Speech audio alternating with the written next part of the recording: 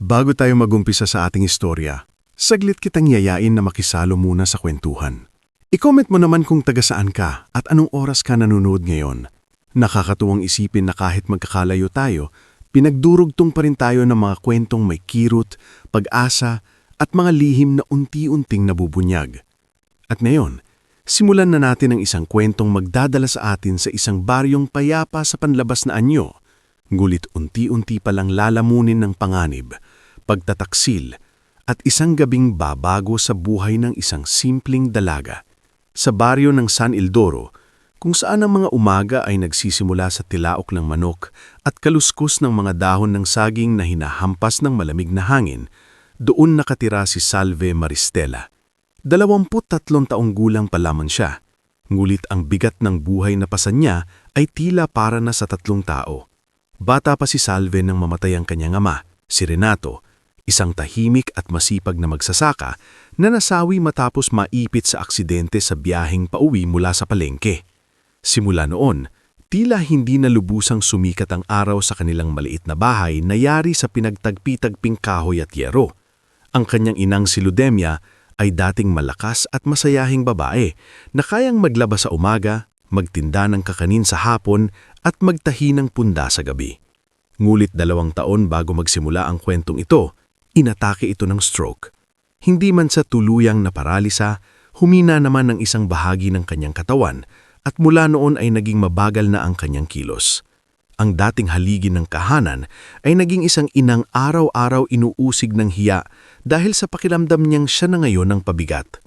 "Anak, pabayaan mo na muna ako. Unahin mo na lang ang kapatid mo," madalas sabihin ni Ludemia habang pinipilit itago ang luha sa kanyang mga mata. Nguminingiti lang si Salve sa tuwing naririnig yon. "Nay, tigilan mo nga yan. Hindi ka pabigat. Ikaw nga ang dahilan kung bakit ako lumalaban." Sa bahay ding iyon nakatira ang nakababatang kapatid niyang si Tisoy, 14 na taong gulang. Payat, ngunit matalino. Tahimik ang bata pero likas ang kabaitan. Kapag walang pasok, tumutulong itong magsalukmang tubig sa poso at maghakot ng panggatong. Kasama rin nila ang lolang si Abena, 72 taong gulang, na halos hindi na makakita ng maayos dahil sa lumalalang katarata. Gayunman, siya pa rin ang madalas magkwento kay Salve tungkol sa mga dating panahon. Mga panahong mahirap din ang buhay, pero mas may hiya raw ang mga tao at mas marunong lumingon sa pinanggalingan. "Hindi habang buhay nasa ilalim ang mabubuting tao," minsang sabi ni Lola Abena habang hinihimas ang buhok ni Salve. "Tandaan mo yan." Ngumiti si Salve, pero sa loob-loob niya hindi niya alam kung kailan darating ang sinasabing pag-angat na yon. Sa ngayon kasi, ang mahalaga ay itawid ang bawat araw. Tuwing madaling araw, bago pa man mamula ang langit, bumabangon na si Salve. Nagluluto siya ng lugaw para sa kanilang almusal, pinapakain ng manok na inaalagaan nila sa likod bahay, at saka pupunta sa munting lupaing inuupahan nila sa gilid ng baryo para mamitas ng talbos, okra at sitaw. Hindi malaki ang kita roon, pero sapat na para kahit paano ay mailagay sa lamesa. Pagkatapos, sa hapon ay dumidiretso siya sa tindahan ni Aling Berbina, isang mataray ngunit hindi naman masamang bidwaha na may maliit na grocery sa sentro ng baryo. "Salve, pakibilang nga ulit itong sardinas. Parang may kulang na naman sa istante," sabi ni Aling Berbina habang nag-aayos ng sukle. "Opo, Aling Berbina," magalang na sabog ni Salve. Naroon din madalas si Jomen, ang pahinanting kapitbahay na mahilig magbiro kahit walang sens ang mga biro. "Salve, kapag yumaman ka ha, huwag mo kaming kalimutan. Baka sakaling gawin mo akong manager na mga pangarap mo." Napapangiti na lamang si Salve. "Unahin mo munang maging manager ng sarili mong buhay, Jomen." Sa kabila ng biro at simpleng tawanan, may bahagi sa puso ni Salve na tahimik na nasasaktan. Dati, pangarap niyang makapag-aral ng caregiving sa bayan. Gustong-gusto niyang matutong mag-alaga ng may sakit, hindi lang dahil kailangan niyon ng kanyang ina, kundi dahil pakiramdam niyang doon siya tinawag ng tadhana. Ngulit nang nagkasakit si Ludemia at nawalan sila ng naipon, napilitan siyang ihinto ang pag-aaral.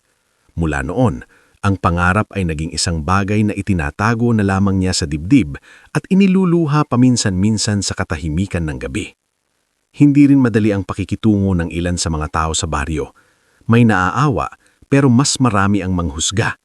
Lalong-lalo na si Narsing Velda, asawa ng dating konsehal na laging may puna sa buhay ng iba. Kawawa talaga yung pamilya ni Ludemia. Bulong nito minsan sa may poso habang may kausap na kapitbahay. Hindi ko alam kung awa ba o katamaran na yan. Kung tutuusin, maganda namang dalaga si Salvi. Bakit hindi na lang humanap ng lalaking aasawa sa kanya? Narinig yun ni Salve ngunit nagkunwari siyang wala. Sanay na siya. Sa baryong maliit, mabilis ang balita at mas mabilis ang panghuhusga. Pero hindi siya lumalaban sa salita. Pinipili niyang magpakasipag kaysa makipagtalo. Sa kabilang dulo ng probinsya, sa bayan kung saan nagsisiksikan ng mga bodega, truck at mga opisina ng negosyo, ibang mundo naman ang ginagalawan ni Leandro Vallejo. Bata pa lamang si Leandro ay nasanay na siya sa disiplina ng yaman. Hindi siya lumaking layaw kahit ipinanganak siyang mayaman. Ang kanyang amang si Don Emilio Vallejo ay nagpatakbo ng negosyong may kaugnayan sa agrikultura, cold storage, grain logistics, at pagbili ng mga produkto mula sa maliliit na magsasaka. Nang mamatay ang ama, si Leandro ang humawak sa malaking responsibilidad. Bata, matalino, at marunong tumingin sa malayo. Iyon ang tingin sa kanya ng maraming empleyado. Ngulit hindi lahat ay natutuwa sa kanyang prinsipyo. Ayaw mong pumirma, Leandro?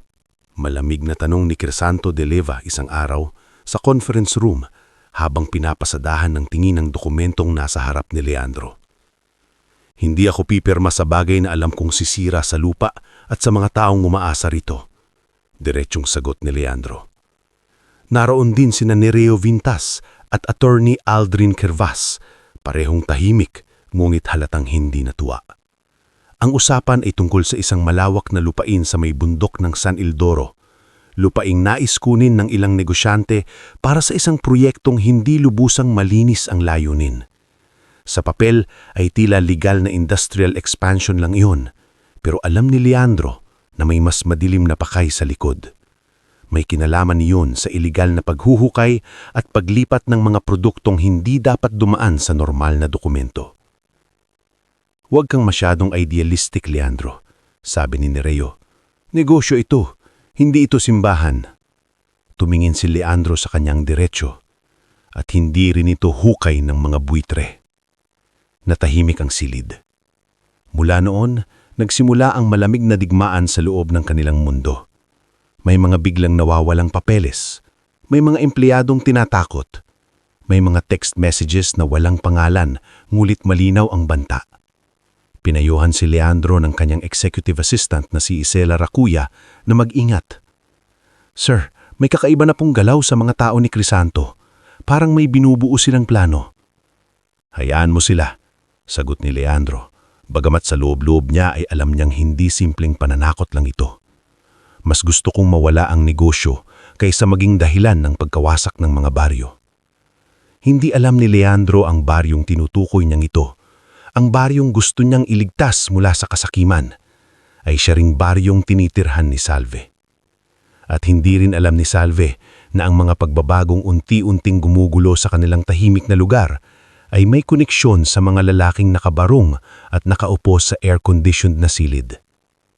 Sa San Isidoro, may mga kakaibang pangyayari nang napapansin si Mang Serapio, ang matandang nag-aalaga ng mga kambing sa paanan ng bundok.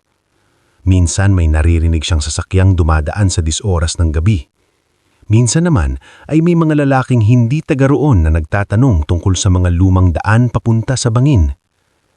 Hindi maganda yan, Mang Serapio, sabi ni Salve habang tinutulungan itong hanapin ang isang nawawalang kambing. Kapag masyadong maraming dayo na hindi mo kilala ang nagtatanong sa bundok, ibig sabihin may binabalak. Napatingin si Salve sa madilim na gilid ng kakahuyan. Baka naman may proyekto lang sa bayan, Mang Serapio. Umiling ang matanda.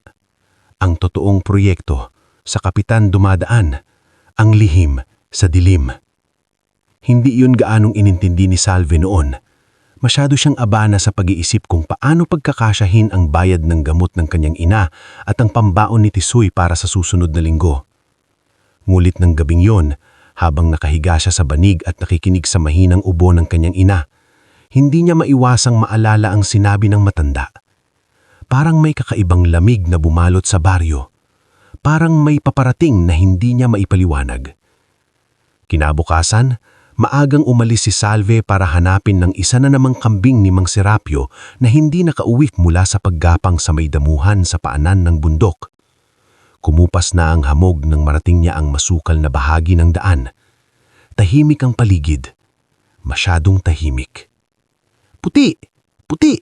Sigaw niya. Tinatawag ang puting kambing na madalas maliligaw.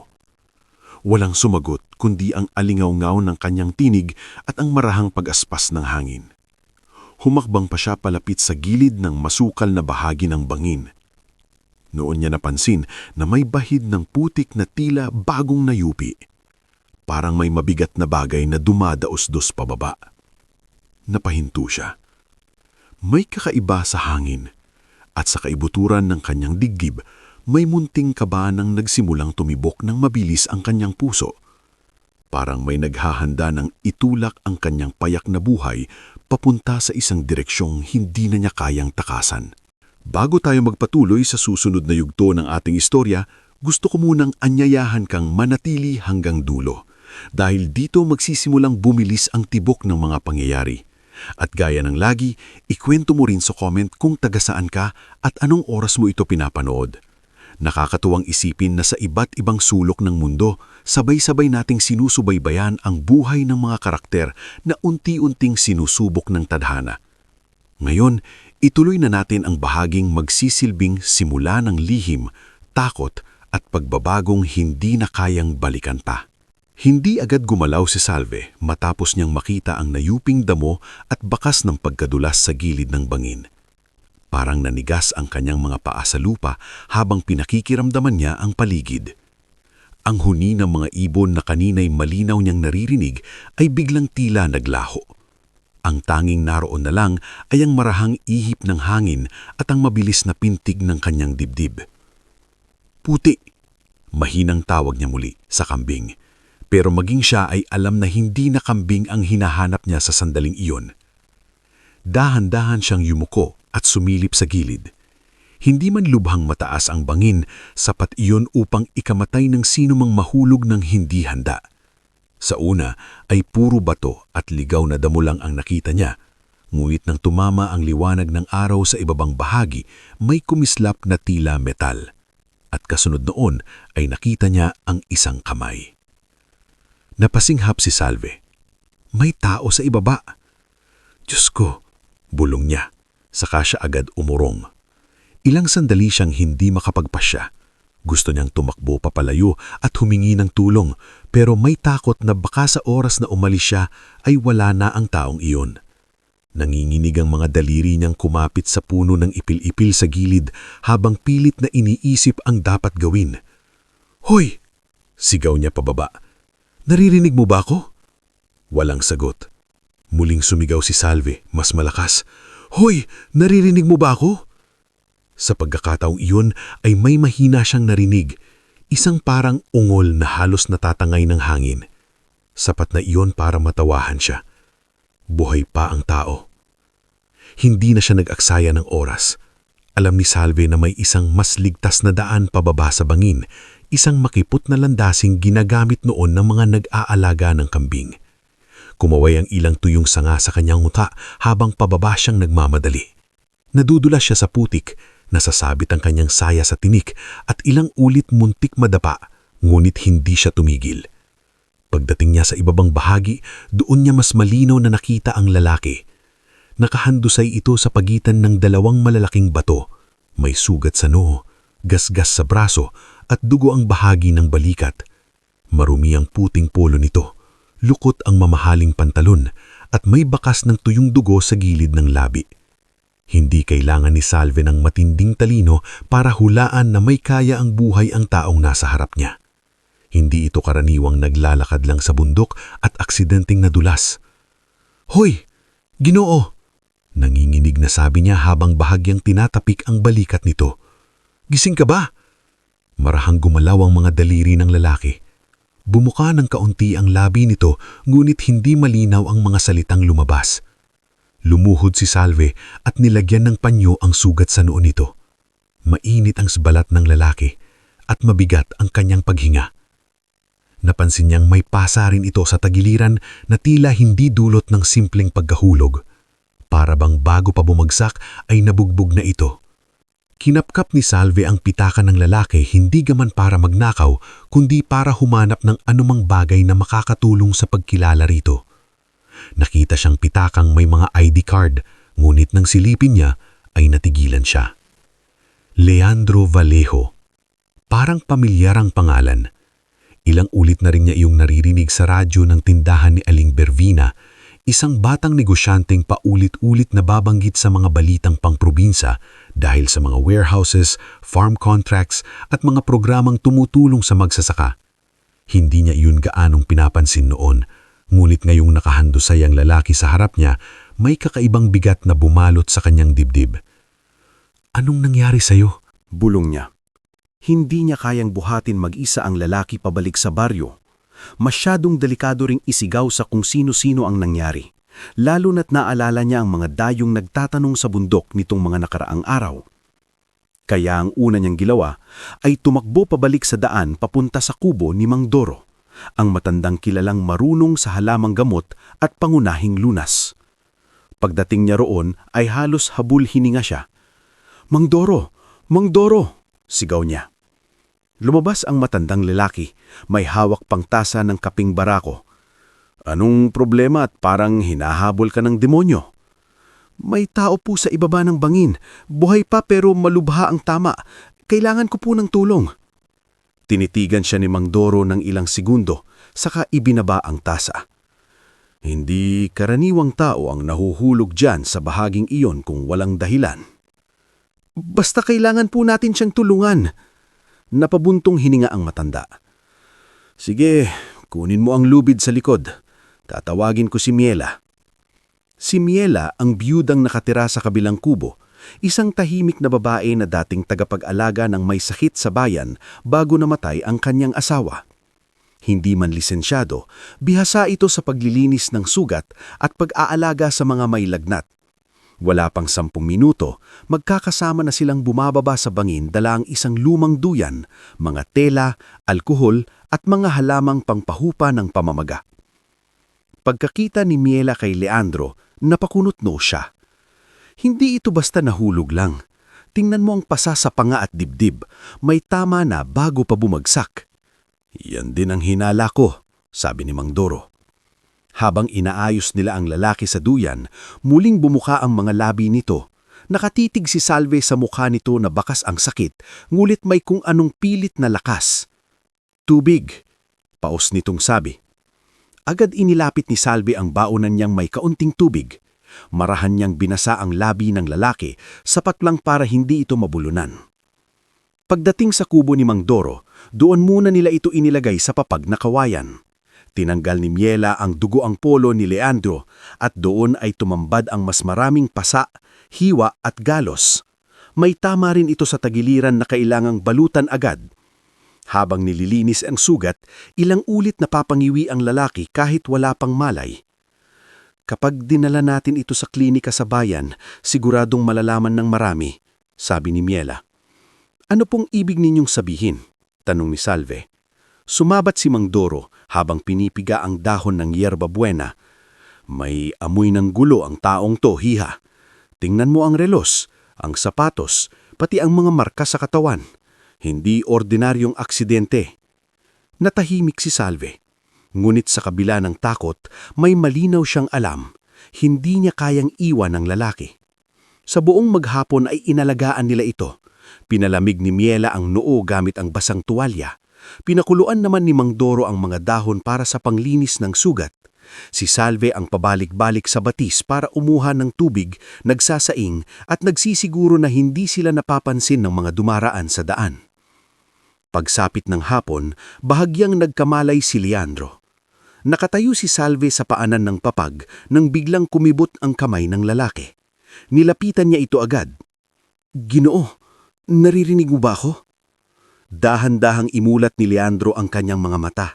Malabo at lutang ang tingin nito sa una. Tila hindi agad nitong maunawaan kung nasaan siya. Ngulit maya-maya parang bumalik ang alaala sa mukha nito. Biglang kumunot ang noo at pilit itong bumangon.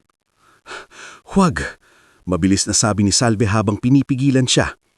"May sugat ka. Kailangan mong humiga." "Nasaan?" Paus nitong tanong. "Nasaan? Ligtas ka muna rito," sabi ni Miela habang lumalapit. "Pero kung gusto mong mabuhay, tumigil ka sa kakagalaw." Napasara ang mga mata ni Leandro at marahang napahiga muli. Ilang sandali siyang tahimik, saka halos pabulong na nagsalita. "Hindi ako nahulog." Nagkatigian sina Salve, Miela at Mang Doro. "Sino ang gumawa sa iyo niyan?" tanong ni Mang Doro. Hindi agad sumagot ang lalaki, para bang sinusukat muna nito kung hanggang saan sila mapagkakatiwalaan. Maya-maya, nagsalita rin ito, putol-putol dahil sa panghihina. "Meeting sa lumang rest house, sina Crisanto, Nereo at si Kervas. Gusto nilang papirmahin ako, lupa sa San Isidoro. Peking kontrata." Napahinto siya at napangiwi sa sakit. Tumanggi ako. Lumamig ang pakiramdam ni Salve. Nagpatuloy Leandro matapos makahinga. "Binugbog nila ako, dinala sa gilid, itinulak." Walang nagsalita sa loob ng ilang segundo. Taming ang pagkaluskos ng dahon sa labas ang maririnig. Ang hinalang delikado ang sitwasyon ay naging malinaw na katotohanan. "Kung buhay ka pa, hahanapin ka nila," sabi ni Mang Doro. "Hindi nila pwedeng malaman na nandito ako," marinis na sabi ni Leandro kahit mahina ang boses. "Kapag nakita nila ako, hindi lang ako ang papatayin." Napatingin si Salve sa kanya. "Anong ibig mong sabihin?" Tumingin si Leandro sa kanya ng diretsyo, bagamat halatang hirap pa rin. Sa unang pagkakataon ay malinaw niyang nakita ang bigat ng takot sa mga mata nito. Takot na hindi para sa sarili lang, kundi para sa iba. May mga taong nabibili sa baryo. May nagmamasid. May nagtatanong. Huwag kang magtitiwala sa basta-basta. Pagsapit ng gabi, mas lalong tumaas ang lagnat ni Leandro. Pinakuluan ni Miela ang karagdagang halamang gamot. Si Mang Doro naman ay lumabas upang silipin kung may kakaibang kilos sa daan. Si Salve naman ang naiwan sa tabi ng papag, paulit-ulit na pinupunasan ng noo ng lalaki habang ang liwanag ng gasera ay nanginginig sa dingding ng kubo. Sa labas ay lumakas ang ihip ng hangin. Ang bawat kaluskos sa kahoy na dingding ay tila may dalang banta. Ramdam na ramdam ni Salve ang pagod sa kanyang mga balikat, ngunit hindi siya makaalis sa tabi ng lalaking iyon. May kung anong bigat sa gabing iyon, parang may nagbabantay mula sa dilim. Biglang kumibot si Leandro at marhang dumilat. Hindi na lutang ang tingin niya gaya kanina. Mas malinaw na ngayon, mas matalim, pero mas nakakatakot. Lumapit si Salve. "May kailangan ka ba?" Nagtagpo ang kanilang mga mata. Huminga ng mabigat si Leandro, saka itinaas ng bahagya ang kamay na parang gusto siyang palapitin. "Makinig ka," bulong niya. Yumuko si Salve, iniisip na baka may ipapasabi lamang ito. Ngunit ang sumunod na mga salita ay nagpatindig ng kanyang balahibo. "Huwag kang magtitiwala sa sino mang magsasabing tutulungan ka dahil may bumibili ng tao sa baryong ito at baka isa sa malapit sa iyo ang susunod na magtuturo kung nasaan ako." Napatigda si Salve. Parang biglang lumamig ang hangin sa buong kubo. Naalala niya agad ang mga di kilalang lalaking nagtatanong sa bundok, ang misteryosong mga sasakyang dumadaan sa gabi at ang mga matang parang nagmamasid mula sa malayo tuwing pumupunta siya sa tindahan. Hindi na niya namalayang napahigpit ang hawak niya sa basang tuwalya. Sa gabing iyon, hindi na simpleng pagliligtas ng isang sugatang estranghero ang nangyari. Sa gabing iyon, tuluyan ang nabuksan si Salve sa isang lihim na mas mabigat kaysa sa anumang kaya niyang pasanin noon. At kasabay ng pagbigat ng panganib, nagsimula ring gumalaw ang tadhana para sa kanya. Dahil bago pa sumikat ang araw kinabukasan, si Mang Doro mismo ang nag-abot sa kanya ng ilang salaping pambayad sa gamot ng kanyang ina, kapalit ng pananatili niya sa kubo upang tumulong sa pag-aalaga sa lalaking hindi niya pa lubos na kilala. Ngulit malinaw ng kayang pagbaguhin ang takbo ng kanyang buhay. Bago tayo tuluyang sumabak sa panibagong yugto ng ating istorya, gusto ko munang anyayahan kang muli na makisali sa ating munting kwentuhan. I-comment mo naman kung taga saan ka at anong oras mo ito pinapanood. Nakakatuwang isipin na sa bawat baryo, lungsod at sulok ng mundo, may mga pusong sabay-sabay na nakakabahan, nasasaktan at umaasa na may magandang mangyayari sa mga karakter na sinusundan natin.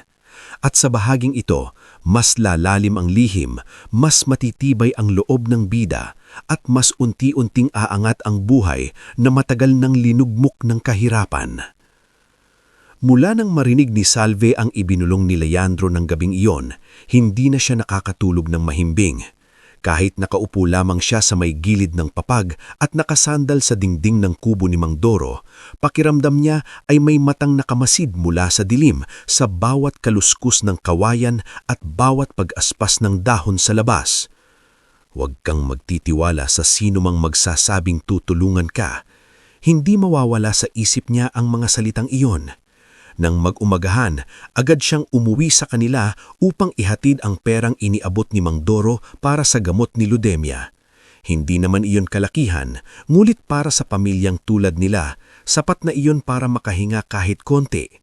Habang naglalakad si Salve sa makitib na daan pauwi, napapansin niyang tila mas marami ang usyosong matang sumusulyap sa kanya. Baka guni-guni lamang iyon bunga ng pagod at takot, pero hindi niya maikakaila na mula nang matagpuan niya si Leandro ay parang nag-iba ang timpla ng paligid. Pagdating niya sa kanilang bahay, nadatnan niyang nagwawali si Tisoy sa bakuran habang si Lola Abena ay nakaupo sa bangkito, nakaharap sa araw. "Ate, ang aga mong yatang umalis kahapon pero gabi ka na uwi. Saan ka nang galing?" tanong agad ni Tisoy. Nag-angat ng tingin si Salve at pilit na nungmiti. "Kay Mang Doro muna ako tumulong, may inaalagaan siyang may sakit." Lumabas mula sa loob si Ludemia. Mabagal ang hakbang, ngungit may pag-aalala sa mukha. "Anak, mukhang puyat ka. Ayos ka ba?" "Oo, Nay. Inabot ko ang supot na may gamot. Ito muna, nabili ko na ang kailangan mo." Napatingin si Ludemia sa gamot at saka sa anak. "Saan ka kumuha ng pera?" May ipinagawa si Mang Doro. Maingat na sagot ni Salve. "Tutulong muna ako roon ng ilang araw." Hindi kumbinsido ang tingin ni Ludemia, pero hindi na ito nagtanong pa.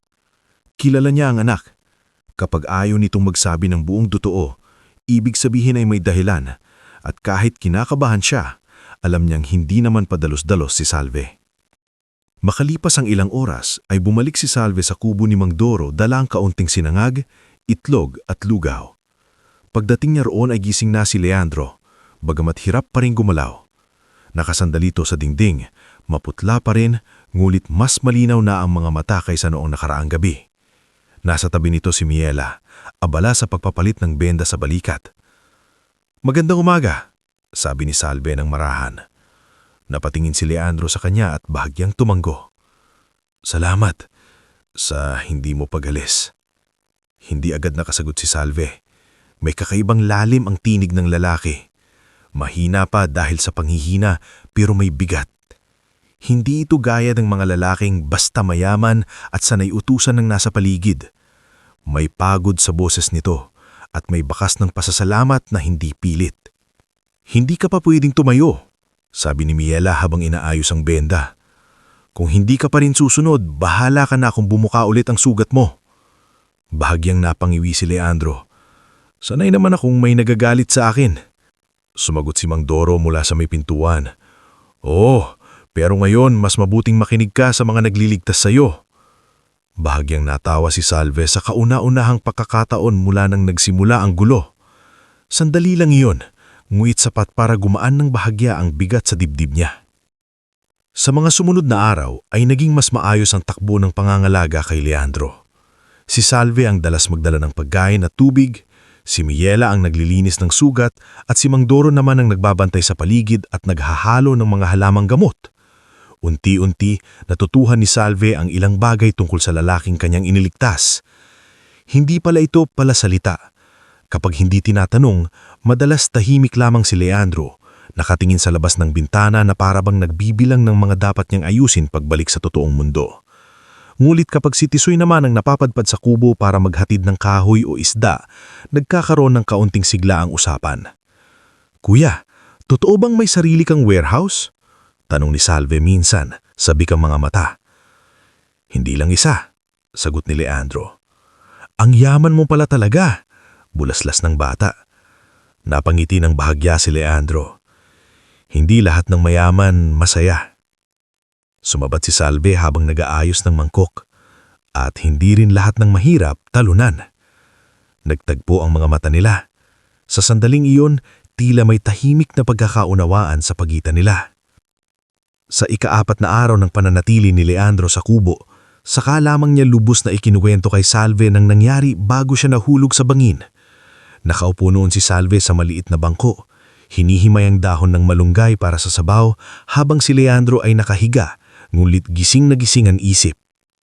May meeting sa lumang rest house sa May Ridge. Akala ko emergency board discussion, pero pagdating ko roon, nandun na sina Crisanto, Nereo at si Aldrin Kervas.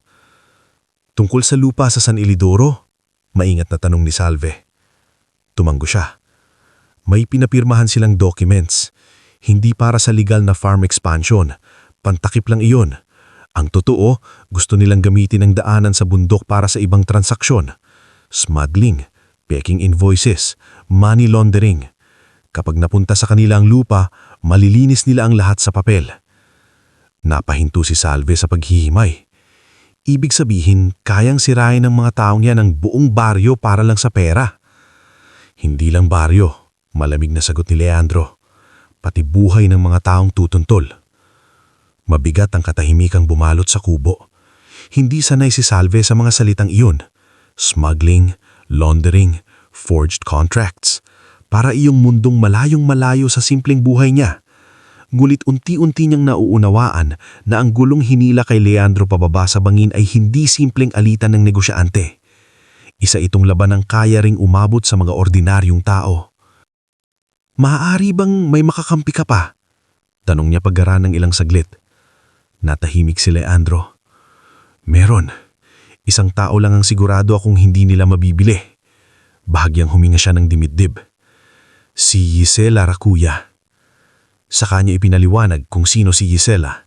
Ang dati niyang executive assistant na matagal nang nag-aayos ng schedule, files at communication.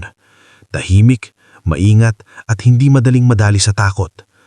Ayon kay Leandro, kung may isang taong pwedeng pagtiwalaan sa labas ng kubo, iyon si Gisela. Pero hindi ako pwedeng basta lumabas para hanapin siya. Kapag nakita nila akong buhay pa, mauuna silang gumawa ng kwento. Napaisip si Salve. Anong kailangan mong iparating kanya? Tinuro ni Leandro ang pitakang itinago ni Mang Doro sa ilalim ng lumang kahon. May maliit na papel sa secret slot, may address ng farm office at isang tangalan. Ibigay mo yun kay Gisela. Sabihin mo, buhay pa ang punong ayaw bumagsak. May intindihan niya. Napakulot noo si Salve. Parang lihim na code. Dahil lihim talaga ito, sabi ni Leandro. Kinabukasan, maagang bumiyahe si Salve papuntang bayan. Hindi siya sumakay ng tricycle sa pangunahing kalsada para hindi agad mahalata. Sa halip ay sumabay siya sa lumang tricycle ni Mang Otep na naghahatid ng gulay sa palengke. Habang nasa biyahe, tahimik siyang nakatingin sa kalsada, hawak ng mahigpit ang maliit na papel sa bulsa ng kanyang saya. Hindi niya alam kung tama bang siya ang gumawa nito. Isang simpleng dalagang sanay lang mamitas ng sitaw at magbilang ng sardinas, ngayon ay para ng tauhan sa pelikulang may itinatagong sikreto.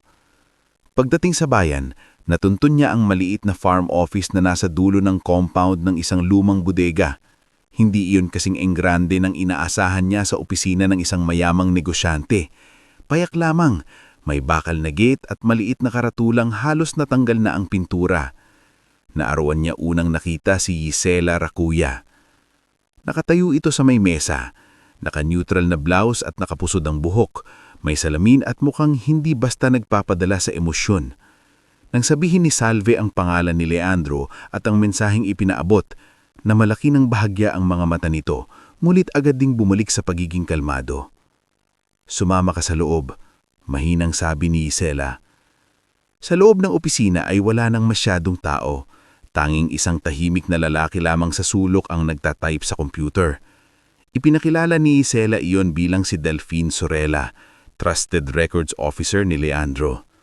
Doon ay ibinigay ni Salve ang papel at maingat niyang ikinwento ang kalagayan ng lalaking iniligtas nila. "Sigurado kang walang ibang nakakita?" "Hindi ko po masisigurado," tapat na sagot ni Salve. "Pero maingat kami." Napahawak sa noo si Gisela. Akala namin patay na siya. Sa tono ng boses nito ay naramdaman ni Salve na hindi lamang trabaho ang dahilan ng pag-aalala ng babae. May utang na loob, katapatan at marahil ay matagal ng pinagsamahan. "Ano pong gagawin natin?" tanong ni Salve. "Una, kailangan nating panatilihing siyang buhay at nakatago. Pangalawa, kailangan nating hanapin ang mga dokumentong mawawala kapag tuluyan ng nakontrol ni Crisanto ang board." Tumingin si Gisela sa kanya. "At pangatlo, kailangan kitang tulungan." Nagulat si Salve. "Ako po?" "Oo." Inilabas ni Gisela ang isang folder mula sa drawer. "May maliit kaming farm record section na kailangan ng maaasahang tao. Temporary lang sa ngayon. Wala pang formal contract, pero may sweldo. Hindi ito limos. Trabaho ito." Napatigda si Salve. Halos hindi niya mapaniwalaan ang narinig. "Pero bakit ako?" "Dahil ipinagkatiwala ka ni Leandro nang hindi ka kinilala. At sa mundo namin, bihira ang taong kayang magsugal ng ganon para sa ibang tao. Ibig sabihin, may nakita siya sa iyo na hindi nabibili." Parang namuo ang luha sa mga mata ni Salve, pero agad niya itong pinigilan. Hindi siya sanay tumanggap ng tulong, lalo na ng ganitong klasing tulong. Trabahong may dangal, hindi awa. "Tatanggapin ko po," mahinang sabi ni Salve. Sa mga sumunod na linggo, nagsimulang magbago ng bahagya ang takbo ng buhay ni Salve. Sa umaga ay tumutulong pa rin siya sa bahay at sa kubo ni Mang Doro, ngunit tuwing may pagkakataon ay pumupunta sa maliit na farm office para mag-ayos ng resibo, magsuri ng inventory at magtala ng deliveries. Doon niya nakilala si Attorney Virel Santamina, isang payat ngunit matalim magsalitang legal consultant ni Leandro, at si PO2 Hamir Colanzo, isang pulis na pahihimik na tumutulong kay Gisela sa pag-obserba sa mga galaw ng mga taong konektado kina Crisanto. Unti-unti natutuhan ni Salve ang bagong mundo. Hindi siya naging eksperto agad, pero mabilis siyang natuto. Maraming gabi umuuwi siyang pagod, ngunit kakaiba ang pagod na yon. Hindi gaya ng dati na puro hirap lang, kundi may halong pag-asa. Dahil sa unang sweldo niya, nabili niya ang mas maayos na maintenance medicine ni Ludemia. Naipatingin din niya si Lola Abena sa doktor sa bayan sa tulong ni Gisela. At si Pisoy, na dating laging kulang ang baon, ngayon ay nakakapasok na may dalang maayos na notebook at lapis. "Mukhang sumisigla ka, anak," sabi ni Ludemia, minsan habang pinapanood siyang nagsasampay sa likod bahay. Ngumiti si Salve. "Parang ngayon ko lang naramdaman na may paggalaw din palang pataas ang buhay."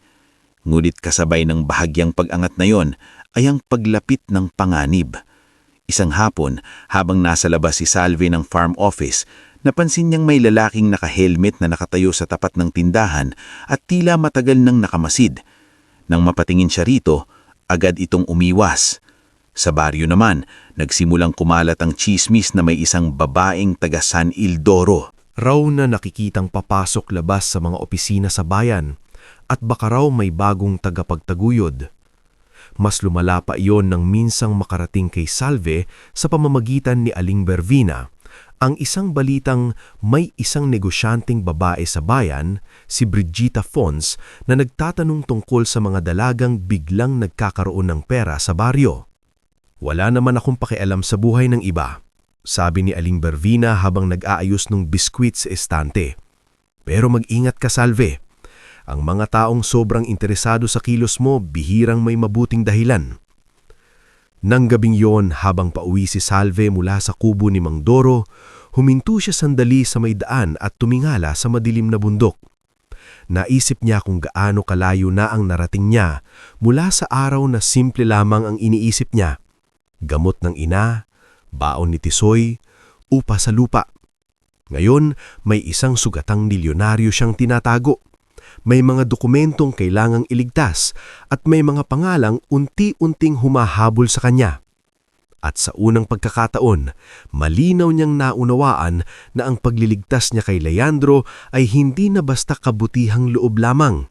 Isa na itong pintuang binuksan niya patungo sa buhay na maaaring umahon sa kanyang pamilya, ngulit maaari ring sumira sa kanya kapag nagkamali siya ng pinagkatiwalaan.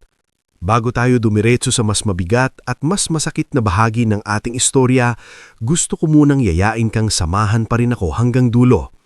I-comment mo naman kung taga saan ka at anong oras mo ito pinapanood. Nakakatuwang isipin na habang iba-iba ang lugar at oras natin, sabay-sabay pa rin nating pinipigilan ng hininga sa tuwing may nanganganib na masira ang buhay ng isang mabuting taong unti-unti pa lamang sanang bumabangon. At sa bahaging ito, mas matindi na ang pagsubot, mas marami ng matang nakamasid, at ang pusong pilit umiiwas ay unti-unti nang aamin sa totoo nitong nararamdaman. Hindi na nawala sa isip ni Salve ang sinabi ni Aling Bervina tungkol sa mga taong sobrang interesadong malaman ang bawat kilos niya. Mula sa gabing yon, mas naging maingat siya sa bawat paglabas at pag-uwi. Hindi na siya dumadaan sa iisang ruta lamang papunta sa farm office o sa kubo ni Mang Doro. Kapag may napapansin siyang taong nakatayo ng matagal sa kanto o motorsiklong parang kasunod niya ng ilang metro, agad siyang lumilihis ng daan at dumadaan sa mas mataong lugar. Ngunit gaano man siya kaingat, hindi pa rin niya napigilang ang dahan-dahang lumapit ng gulo. Isang umaga habang bumibili siya ng bigas sa tindahan ni Aling Bervina, napansin niyang kakaiba ang tingin sa kanya ng ilang babae sa may poso. Hindi yung karaniwang tinging puno ng usisa lamang, mas talim, mas malamig at tila may halong pangungutya. Siya na yan, mahinang bulbulong ng isa. Akala mo kung sinong malinis, sagot naman ng isa pa. Hindi nagpahalata si Salve. Tahimik lang siyang tumanggap ng sukli, ngulit parang may malamig na kamay na humawak sa kanyang batok. Sanay na siya sa chismis, pero may pakiramdam siyang ibang klase na ito. Nang aalis sa mga tao, saka bumulong si Aling Bervina habang inaabot sa kanya ang supot ng bigas. May umiikot na kwento. Ingatan mo sarili mo. Napahinto si Salve. Ano pong kwento? Napabuntong hininga ang matanda. Na raw may itinatago kang lalaki, na mayaman daw, na nagbabayad sa iyo, na kaya raw biglang umayos ang buhay ng pamilya mo ay dahil may lihim kang pinagkakakitaan. Parang may kumalabog sa dibdib ni Salve. Hindi siya agad nakapagsalita. Sino pong nagpakalat? Walang direktang umaamin, pero ang naririnig ko may mga tanong-tanong daw sa mga tao ni Brigita Fons at may ilang nakikipag-usap sa barangay captain na si Melchor Pidlaoan. Bumaba ang boses ni Aling Bervina. Kapag mga ganung pangalan na ang umiikot, hindi na basta chismis lang yan. Bit-bit ang bigas, mabigat ang mga hakbang na umuwi si Salve. At pagdating niya sa bahay, doon niya lamang nalaman hindi lang siya ang pinatamaan ng paninira. Nadatnan niya si Ludemia na tahimik lang na nakaupo sa may bintana, nakayuko at halatang umiiyak. Si Tisoy naman ay nakasandal sa dingding, nakakuyomang kamao. Anong nangyari? Agad tanong ni Salve. Si Tisoy ang sumagot, nanginginig pa sa galit. Pinahiya si May sa health center. Narinig ng mga tao na may sinasabi raw tungkol sa'yo. Tinanong kung totoo raw kung may itinatago ka sa bundok. Tapos may isa pang nagsabi na baka kaya madalas ka sa bayan ay dahil may kabit kang mayaman. Namuti ang mukha ni Salve. Anak, mahinang sabi ni Ludemia. Hindi ko alam kung saan nanggagaling ang mga sinasabi nila. Hindi ko naman sila masagot. Lumuhod si Salve sa harap ng kanyang ina at hinawakan ng mga kamay nito. Nay, makinig ka sa akin. Hindi totoo ang mga sinasabi nila. May tinutulungan lang akong tao at may trabaho akong maayos. Wala akong ginagawang kahihiyaan. Napayuko si Ludemia. Alam ko anak, ikaw pa, pero hindi lahat ng tao handang maniwala sa totoo. Sa gabing iyon, hindi agad umalis si Salve papunta sa kubo ni Mang Doro. Nauna niyang inayos ang loob ng kanyang pamilya. Kinausap niya si Tisoy na wag basta papatol sa pangaasar sa paaralan. Pinakain niya si Lola Abena na kahit mahina na ang paningin ay ramdam agad ang bigat ng hangin sa bahay. Hindi magandang uri ng katahimikan to, sabi ng matanda habang hinihimas ang kamay ni Salve. Kapag ang masasama nagsisimula ng mag-ingay, ibig sabihin natatakot na sila. Pagdating ni Salve sa kubo, nadatnan niyang nakaupo sa labas si Leandro, nakasandal sa haligi habang pinapanood ang dapit hapon. Hindi na ito gaya ng unang mga araw na halos hindi makatayo. Payat pa rin at may bakas pa rin ng sugat pero halatang bumabalik na ang lakas nito. Nang napansin siya, agad nitong nabasa sa mukha niya na may mali. Anong nangyari? Diretso nitong tanong. Ibinaba ni Salve ang dalang supot ng gulay at umupo sa kabilang dulo ng bangko. Kumakalat na ang tsismis, hindi lang laban sa akin, pati sa pamilya ko. Tumigas ang panga ni Leandro. Gaano kalala? Pinahiya ang nanay ko sa health center, tinutikso si Tisoy sa paaralan, at may mga nagtatanong na raw sa baryo kung sino ang dalas kong puntahan. Tahimik si Leandro sa loob ng ilang segundo. Ramdam ni Salve ang bigat ng galit nito kahit hindi ito agad nagsalita. Maya-maya, tumayo ito ng marahan. Bahagyang napangiwi pa dahil sa hindi pa ganap na magaling na tagiliran, pero halatang bumabalik na ang lakas nito. Nang mapansin siya, agad nitong nabasa sa mukha niya na may mali. Kailangan ko ng kumilos. Agad umiling si Salve. Hindi pa pwede. Hindi ka paligtas. Mas hindi ka ligtas kung mananatili akong nagtatago habang ikaw ang binabato nila. Hindi agad nakasagot si Salve. May bahagi sa kanya na gustong pigilan ng lalaki, pero may isa ring bahagi ang lihim na humihingi ng tulong. Hindi niya naman pinangarap na siya lang ang sasalo ng lahat. Lumapit si Mang Doro mula sa loob, hawak ang isang tasa ng salabat. Hindi pa panahon para ipakita mo ang mukha mo sa mga lobo, sabi niya kay Leandro, pero may magagawa ka nang hindi ka lumalabas. Kinabukasan, tahimik ngunit mabilis na gumalaw ang mga taong pinagkakatiwalaan ni Leandro. Dumating si Isela sa baryo sa anyong tila ordinaryong bumibisita lamang sa isang supplier ng farm produce. Kasama niya si Attorney Virel Santamina at isang lalaking ngayon lamang nakilala ni Salve, si Berto Lanix, ang matagal ng driver ni Leandro. Matangkad si Berto, maitim at kaunti kong magsalita, pero halata agad ang katapatan sa kilos pa lang. Matagal ko nang hinalang may binabalak laban kay Sir, sabi ni Berto nang makausap niya si Salve sa gilid ng kubo. Noong gabi nawala siya, may dalawang sasakyan na hindi ko kilalang sumunod sa rest house. Hindi ko lang agad napatunayan. Si Isela naman ay dumiretso agad sa mga kailangang ayusin. Nagdala siya ng ilang dokumento, kaunting cash assistance na malinaw niyang sinabi na hindi utang ng loob kundi bahagi ng trabaho ni Salve, at balitang may ilang bank movements at forged signatures na natutunton si Attorney Virel. May naghahanda ng legal na pagsakop sa ilang assets ni Leandro. Kapag lumakas pa ang loob ng mga kalaban, baka pati pangalan ng mga ordinaryong taong malapit sa kanya ay idamay nila sa kaso o paninira. Kasama na roon si Salve. Malamig na sabi ni Isela. Tumingin si Leandro kay Salve. Hindi niya napigilan ang pagsikip ng dibdib. Alam niyang mula pa sa simula, sa oras na iligtas siya ng dalaga, nadamay na ito.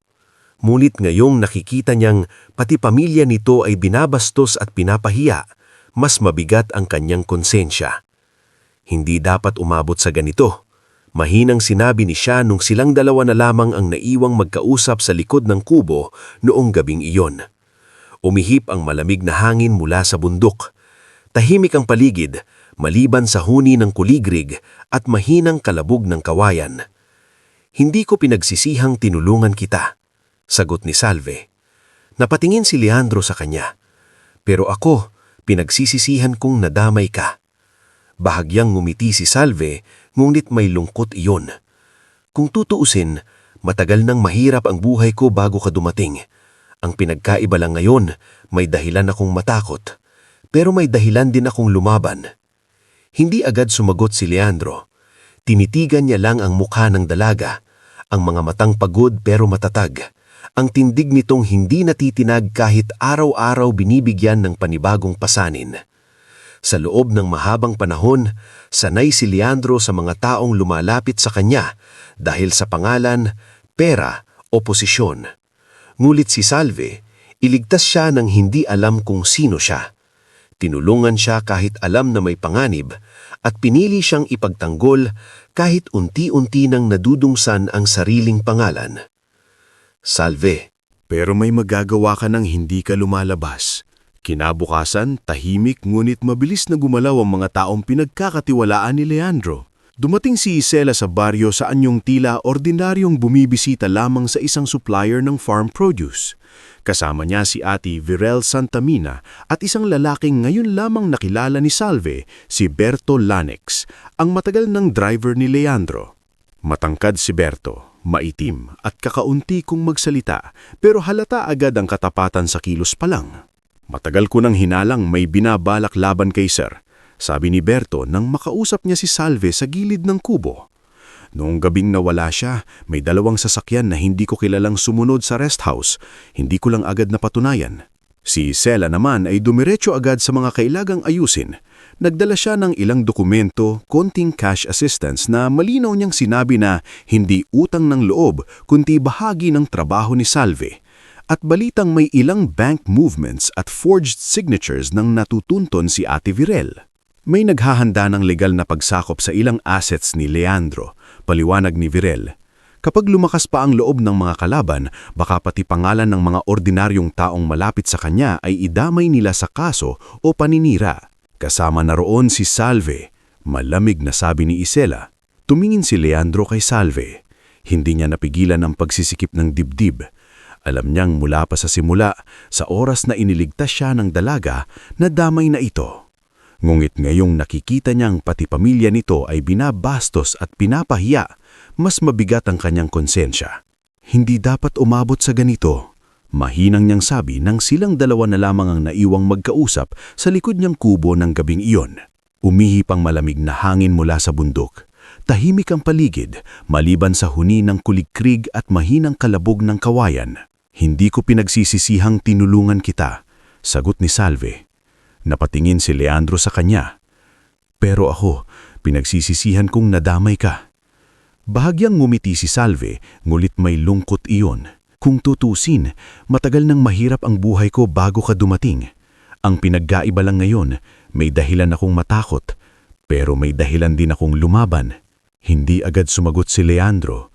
Tinitigan lang niya ang mukha ng dalaga. Ang mga matang pagod pero matatag. Ang tindig nitong hindi natitinag kahit araw-araw binibigyan ng panibagong pasanin. Sa loob ng mahabang panahon, sanay si Leandro sa mga taong lumalapit sa kanya dahil sa pangalan, pera o posisyon. Ngunit si Salve, iniligtas siya nang hindi alam kung sino siya. Tinulungan siya kahit alam na may panganib. At pinili siyang ipantanggol kahit unti-unti nang nadudungisan ang sariling pangalan.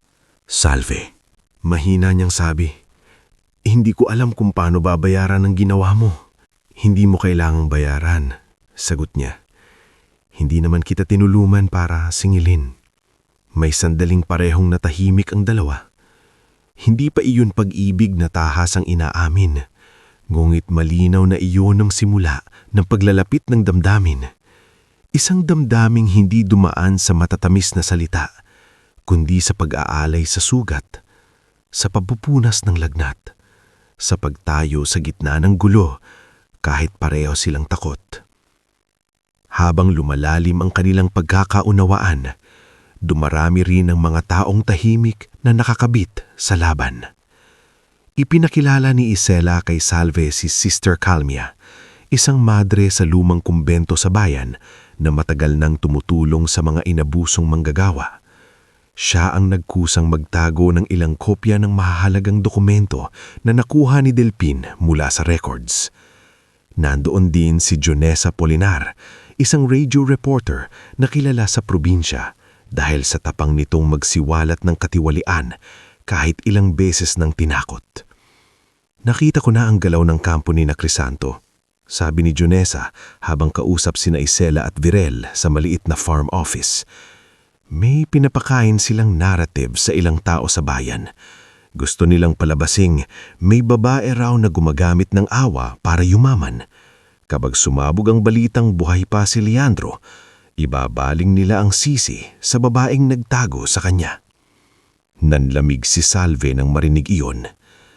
Kaya lalo pang pinaigting ang pag-iingat.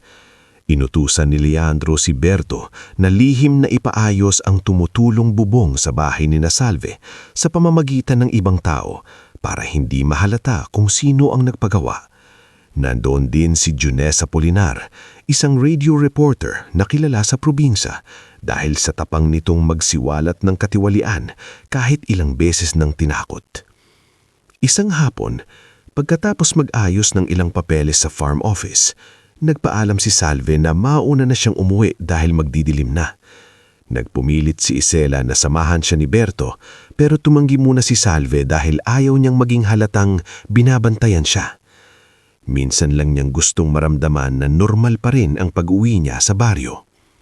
Pagbaba niya sa may bahagi ng lumang kalsadang napapalilibutan ng kakahuyan, saka niya napansin ng itim na van na nakaparada sa di kalayuan. Hindi niya agad pinansin, ngunit nang humakbang siya ng mas mabilis, bumukas ang pinto nito. Dalawang lalaking hindi niya kilala ang lumabas.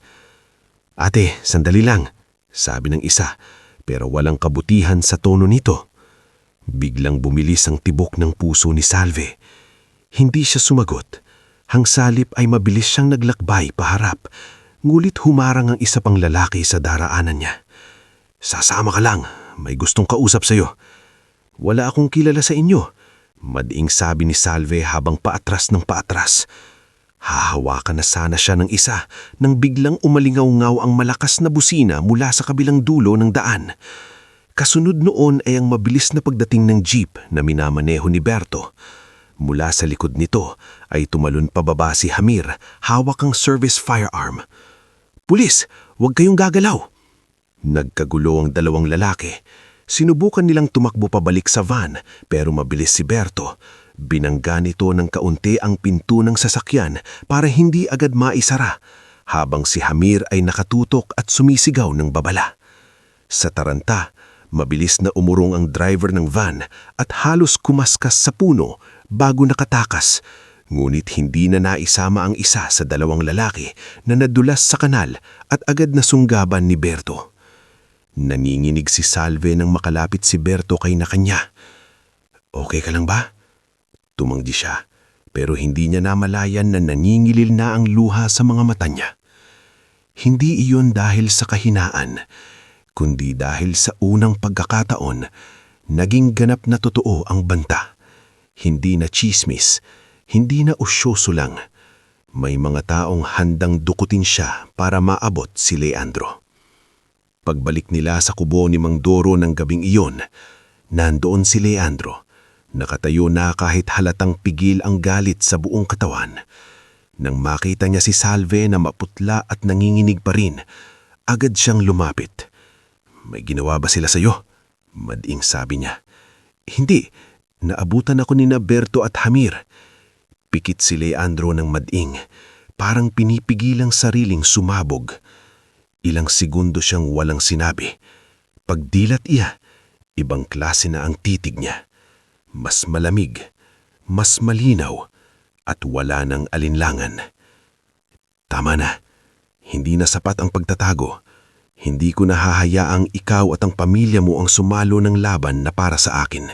Tahimik ang lahat sa loob ng kubo. Alam nilang ang mga salitang iyon ay hindi basta galit lang. Iyon ay pasya. At sa mismong gabing iyon, habang ang hangin mula sa bundok ay parang nagdadala ng paparating na unos, nagpasya si Leandro na panahon na upang dahan-dahan siyang bumalik sa laban. Hindi na bilang sugat ang lalaking ibinagsak sa bangin, kung hindi bilang taong haharap ng buhay sa mga kaaway niyang nagkamaling isipin na tuluyan na siyang ibinaon sa dilim. Bago tayo dumako sa huling yugto ng ating istorya, gusto ko munang imbitahan kang samahan ako hanggang sa pinakadulo. I-comment mo naman kung taga saan ka at anong oras mo ito pinapanood. Nakakatuwang isipin na habang iba-iba ang lugar natin, sabay-sabay pa rin nating hinihintay kung paano magtatapos ang laban ng mga taong matagal nating sinubaybayan. Kung paano babangon ang mga nasaktan, kung paano mananagot ang mga mapang-api, at kung paano makakahanap ng kapayapaan ang pusong ilang ulit ng sinubok ng tadhana. At ngayon, ito na ang bahaging hindi na uurong, hindi na magtatago, at hindi na magpapatalo. Kinabukasan matapos ang tangkang pagdukot kay Salve, nagising ang buong kubo ni Mang Doro sa mabigat na katahimikan. Walang sino man ang kailangang magtanong kung ano ang ibig sabihin ng nangyari. Malinaw sa lahat na hindi na sapat ang pag-iingat lamang. Ang laban ay umabot na sa puntong pati ang mga inosenteng taong walang kinalaman sa negosyo ay ginagamit na upang mapasuko si Leandro. Maagang dumating sina Gisela, Attorney Virel, Berto at PO2 Hamir sa kubo. Naroon na rin si Delphine Sorella at si Junessa Polinar, dalang ilang bagong impormasyon mula sa bayan. Sa isang maliit na lamesang kahoy, inilatag ang mga dokumentong nakuha nila sa mga nakaraang linggo, mga photocopy ng contracts, talaan ng bank transfers, listahan ng dummy companies, at ilang pirma na malinaw na pineke. Hindi na sila titigil, sabi ni Gisela habang nakatingin kay Leandro. Kung may lakas na silang dukutin si Salve sa kalsada, ibig sabihin, desperado na sila. Tumango si Leandro. Hindi na siya mukhang sugatang negosyanteng pilit bumabangon. Bagamat payat pa rin kaysa dati at may bahagyang pilay sa paglakad, bumalik na ang lamig at linaw ng kanyang tindig. Mas lalong hindi tayo pwedeng magkamali. Hindi ako basta magpapakita lang. Kailangan isang bagsakan. Naglahad si Attorney Virel ng plano. Sa tulong ni Sister Calmia, nailigtas nila ang ilang duplicate records na magpapatunay na hindi simpleng land deal ang gustong mangyari ni Crisanto, Nereo at Aldrin Kervas. May connection pala ang mga kumpanyang ginagamit ng tatlo sa iligal na paglipat ng mga imported na kemikal, peking billing at money laundering na idinadaan sa farm logistics routes. Higit pa roon, may audio file si Delphine na narecover mula sa lumang recorder sa rest house. Putol-putol, pero sapat upang mapatunayan na pinilit nilang papirmahin si Leandro bago ang tangkang pagpatay. Hindi sapat ang audio lang, sabi ni Hamir. Kailangan nating ipakita ring buhay si Leandro para bumaliktad ang buo nilang istorya. Sumabat si Junessa. At kapag ginawa natin iyon, dapat sabay na may media, legal team at pulis. Hindi pwedeng maunahan tayo ng peking narrative. Tahimik na nakikinig si Salve mula sa sulok, hawak ng tasa ng salabat na inihanda ni Miela. Hindi na siya basta tagamasid lamang. Sa mga nagdaang buwan, natutuhan niyang basahin ang ilang dokumento, intindihin ang kilos ng mga taong may ahenda at pakiramdaman kung sino ang nagsasabi ng totoo. Pero sa dami ng naririnig niya noong umagang iyon, isang bagay ang pinakamalinaw sa kanya. Magtatapos na ang pagtatagong na nagsimula sa isang bangin. Kapag lumabas ka, mahinang sabi ni Salve kay Leandro nang sila ay bahagyang mapag-isa sa likod ng kubo. Sigurado ka bang handa ka na? Tumingin si Leandro sa kanya. Hindi agad sa sumagot. Sa halip ay marahan niyang hinawakan ang gilid ng poste, parang sinisiguradong matatag ang sarili. Hindi ako handa sa lahat, pero handa akong tapusin ito. Hindi ko hahayaang ikaw, ang pamilya mo at ang mga taong tumulong sa akin ang magpatuloy pang mamuhay sa takot. Humigpit ang hawak ni Salve sa tasa. Takot pa rin ako. Alam ko, bahagyang lumambot ang mukha ni Leandro. Pero sa lahat ng nakita ko, ikaw ang taong pinakamatapang kahit takot. Sa unang pagkakataon, matapos ang maraming linggong puno ng ligalig, hindi umiwas si Salve sa titig nito. Hindi na iyon mga matang nag-aalinlangan kung hanggang saan ang kanilang ugnayan. Sa pagitan nila ay may damdaming hindi na kailangang lagyan ng maraming salita. Nahubog iyon sa pag-aalaga, sa pagtitiwala, sa pagtatanggol sa isa't isa, at sa pagtayo sa gitna ng panganib. Makalipas ang halos 2 linggo ng masusing paghahanda, dumating ang araw ng pagbabalik ni Leandro. Pormal na ipinatawag ang isang board meeting sa pangunahing opisina ng Vallejo Agricultural Logistics sa bayan. Sa papel ay tungkol lamang iyon sa restructuring matapos ang di umano'y pagkamatay ng presidente ng kumpanya. Naroon sina Crisanto de Leva, Nereo Vintas at Attorney Aldrin Kervas, pormalang bihis at mukhang kampante. Kasama rin nila ang ilang pang board members na unti-unti na nilang naiimpluwensyahan. Sa labas ng gusali, naroon ang ilang lokal na mamahayag, kabilang si Junesa na kunwari naghihintay lamang ng official statement tungkol sa magiging kapalaran ng kumpanya. Sa isa namang conference room sa kabilang palapag, handa na sina Hamir, ilang opisyal mula sa Provincial Investigation Unit at si Attorney Viril. Nasa isang sasakyan sa basement parking sina Leandro, Gisela, Berto at Salve. Nang sandaling iyon, magkahalong kaba at katahimikan ang bumabalot sa kanilang apat. Makalipas ang ilang minuto, nagsimula na ang meeting sa taas. Nagsalita si Crisanto sa harap ng board, nagpapanggap na siya ang pinakamaayos na tagapagligtas ng kumpanya matapos ang di umano'y pagkamatay ng presidente ng kumpanya. Ipinapasa niya ang responsibilidad sa iba, maingat ang mga salita at pilik pinapakitang siya lamang ang makapagpapatuloy ng operasyon. Sa panahon ng kaguluhan, kailangan ng kumpanya ng matatag na pamumuno. Pero bago pa siya tuluyang matapos, bumukas ang pinto ng conference room. Natahimik ang lahat. Pumasok si Leandro Vallejo. Parang nabunutan ng hininga ang silid, napamula si Nereo, napaatras si Aldrin Kervas at si Crisanto sa unang pagkakataon ay nawalan ng handang salita. Kasunod ni Leandro sina Attorney Viril, Gisela, Hamir at ilang opisyal. Sa bandang likuran ay pumasok din si Junesa kasama ang ilang miyembro ng press na pinahintulutang sumaksi ng legal na ma-secure ang proseso. Hindi pa tapos ang pamumuno ko, malamig na sabi ni Leandro habang dahan-dahang lumalapit sa unahan. At lalong hindi ako papayag na ang mga nagtangkang pumatay sa akin ang magsuot ng mukha ng katatagan. Nagkagulo ang silid, may tumayong board member, may napamura, may nagtangkang sumingit si Aldrin sabing walang basihan ang sinasabi ni Leandro, pero isa-isa nang nilipag sa mesa ang mga dokumento. Ang forged contracts, ang trail ng bank transfers, ang dummy corporations, ang kopya ng audit notes. At nang patugtugin ni Delpin ang narekuber na audio file, sapat ang mga linyang narinig upang lamunin ng takot ang kumpiyansa ng mga salarin. Pumirma ka na, Leandro. Kapag hindi, hindi ka na makakababa ng buhay. Sabangin na lang yan matapos. Atrasadong montahe lang yan, edited, sigaw ni Crisanto. Pero kasabay ng sigaw na yon ay pumasok si Hamir at ipinakita ang paunang affidavit, ang location findings at ang testimonya ng isang nahuling tauhan mula sa tangkang pagdukot kay Salve. Nagsalita rin si Berto tungkol sa mga sasakyang nakita niyang sumunod sa rest house.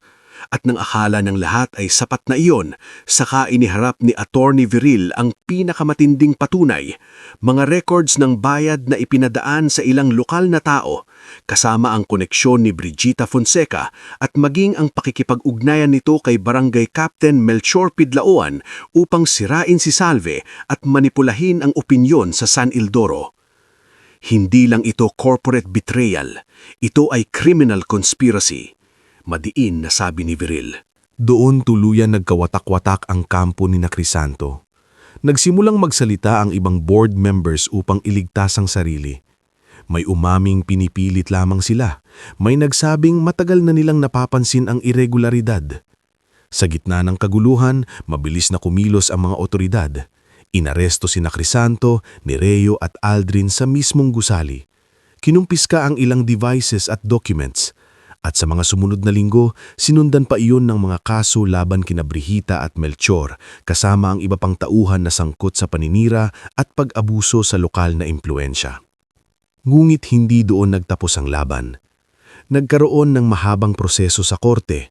Mga buwan din ang lumipas bago tuluyang nabuo ang mga kaso, lumabas ang mga witness at naipakita ang buong lawak ng katiwalian.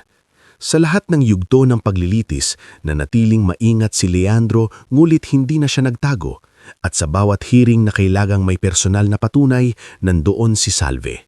Hindi bilang taong ginamit, kundi bilang mahalagang saksi sa pagliligtas at sa panahon ng pagtatago.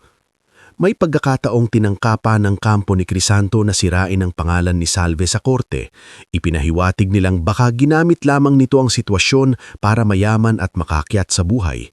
Ngunit nang harapin siya ng abogado ng kabilang panig, hindi umurong ang dalaga.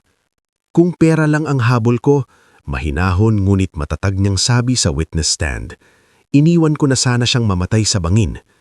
Mas madali sana ang buhay ko noon. Pero hindi ko ginawa dahil tao siya. At dahil may mga bagay na hindi dapat ipinagpapalit sa takot o sa hirap.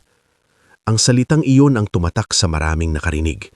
Pati si Jonesa sa isa sa kanyang mga ulat sa radyo ay sinabi na ang tunay na sentro ng kaso ay hindi lamang ang kumpanya kundi ang pagkakaiba ng taong may prinsipyo at ng mga taong handang ibenta ang lahat para sa pakinabang. Sa huli, lumabas ang desisyon.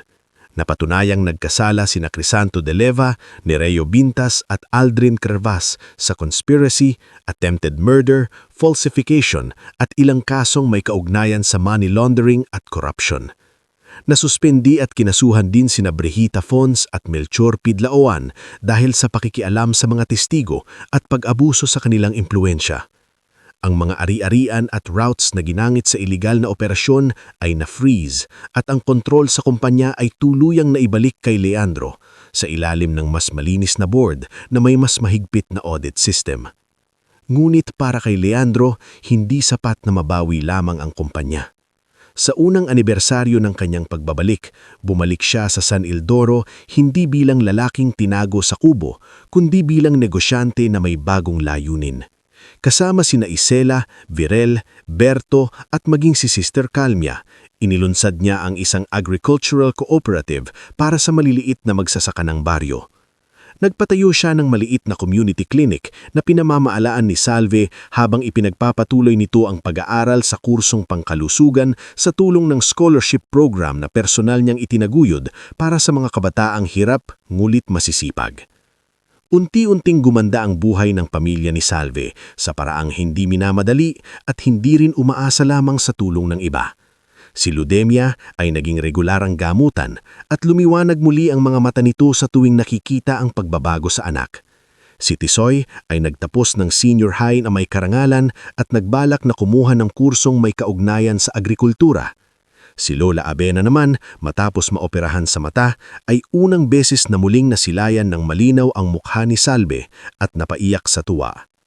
Hindi ako nagkamali, sabi ng matanda isang hapon habang nakaupo sila sa bagong gawang terasa ng bahay. Gumiti si Salve at yumakap sa kanyang lola. Lumipas pa ang 2 taon. Sa loob ng panahong iyon, hindi minamadali ni Salve at Leandro ang tungkol sa puso nila. Hindi agad sila nagpakasal, hindi agad sila nagbida sa mata ng mga tao. Mas pinili nilang ayusin muna ang mga sugat ng makaraan, palakasin ang mga proyektong sinimulan nila at patunayan sa sarili nilang ang ugnayang nabuo sa gitna ng panganib ay hindi lamang bugso ng damdamin.